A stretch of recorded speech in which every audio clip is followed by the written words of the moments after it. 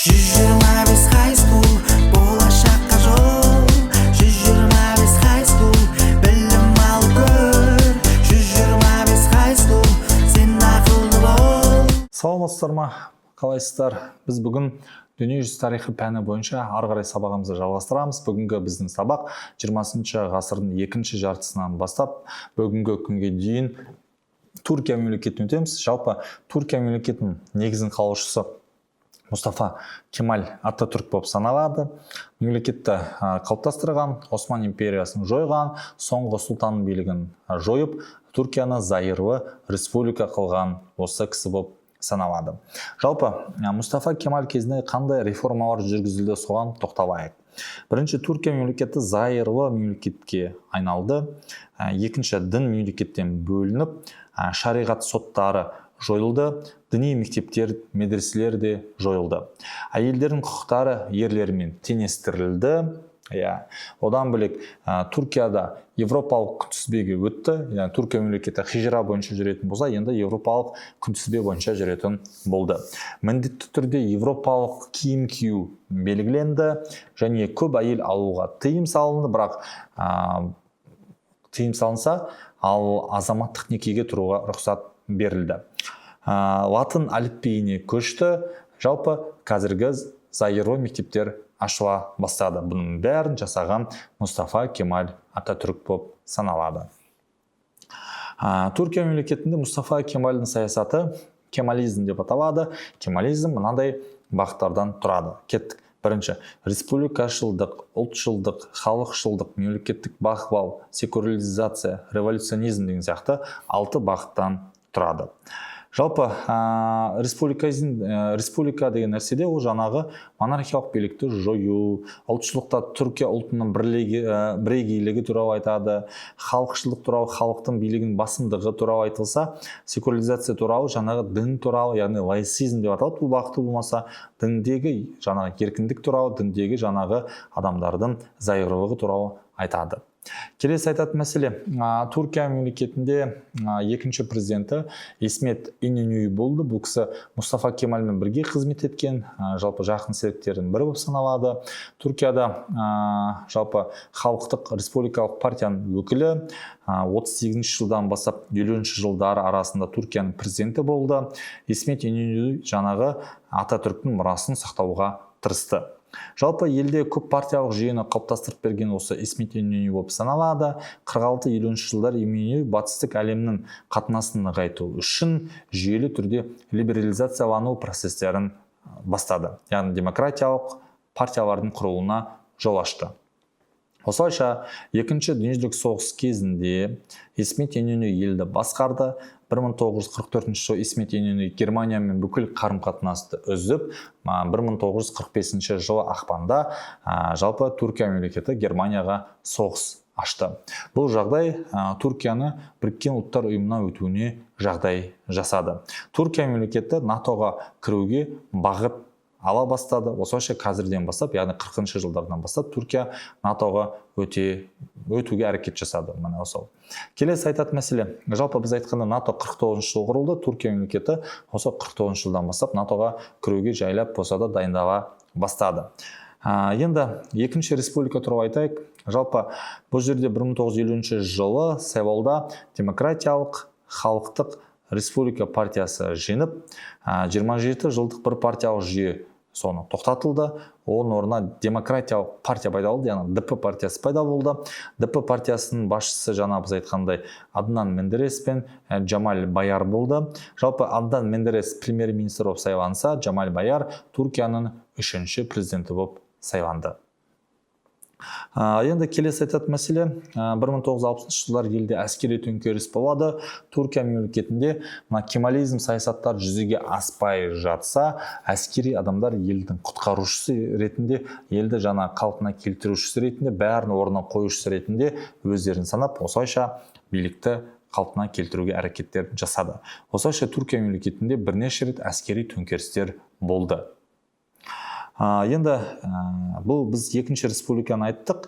жалпы 1950 мен 1960 жылдар бізде екінші республика болса, ал 1960 пен 1980 жылдары Түркияда екінші республика кезеңі басталды. Енді 1961 жылы Түркияның конституциясы қабылданды. Жалпы мына екінші республика кезінде айтпай кеткен мәселе туралы айтайын. Жалпы 1960 жылдары Түркияның 1924 жылдан бастап келе жатқан конституциясы жойылып, 61 жылы жаңа конституция күшіне енді. Түркия мемлекетінде әскери төңкеріс кезінде әскери ұйымдар билікке келді. Ұлттық қауіпсіздік кеңесі деген сияқты кеңес билікті өз қолына алды. Осылайша 60-80 жылдары Түркияда саяси көп бағыт саясатын ұстанды.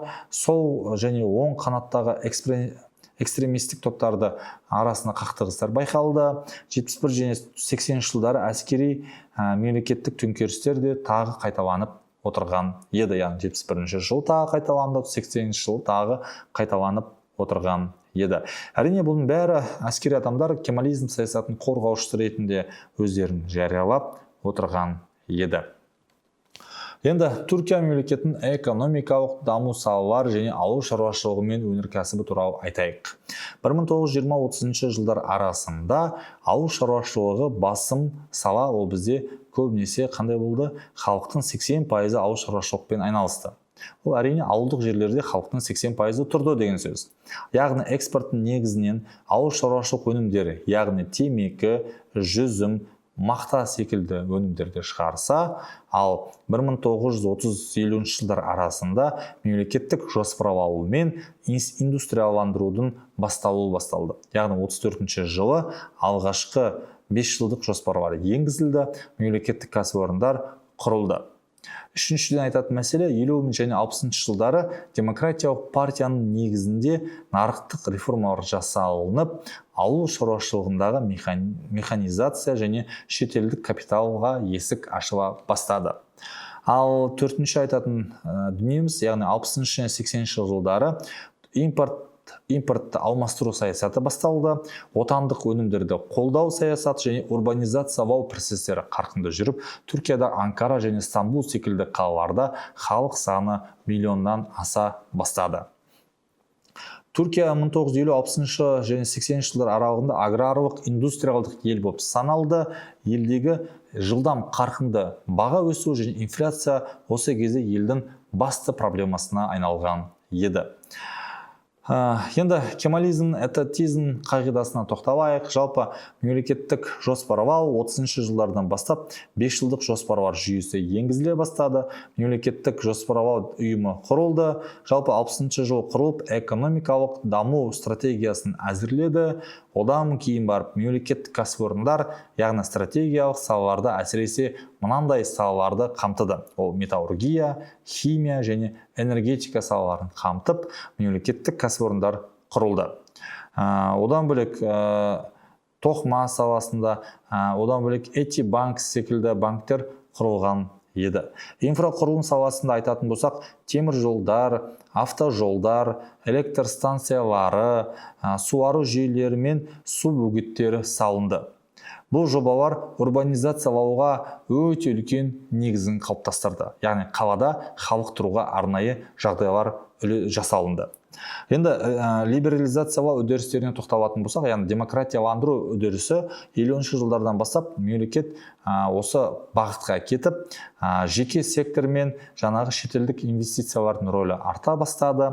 80 жылдардағы Turgut Özal реформалар жасап, ел нарықтық экономикаға көшті. Осылайша Turgut Özal Түркияның экономикасының әкесіне айналды десек те болады. Мына ұбт-дан келеді, Түркия экономикасының әкесі кім болып саналды десе, Turgut Özal деп белгілеулеріңіз керексіздер. Енді президенттер туралы айтатын болсақ, 1921 және 38 жылдары Мұстафа Кемал елдің басшысы болды. Елдің негізін қалады, ал 38 мен 50 жылдары Исмет Инönü басқарды, ал 50 жыл Джамаль Байар президент болып сайланды демократиялық партиядан, ал оның ары қарай досы Менderes премьер-министр болып тағайындалған еді. Осылайша демократиялық партия елді 10 жыл басқарады, яғни 50-ден 60 жылға дейін басқарса, жеке меншік сектор осы кезде дамыды, фермерлік, ұлтшылдық және ислам дініне көңіл күшейді және 60 жылдары әскери төңкеріс нәтижесінде демократиялық партия биліктен кетті. 60 жылдан бастап ұлттық бірлік комитеті деп аталатын әскери адамдардың комитеті бүкіл билікті өз қолдарына алды.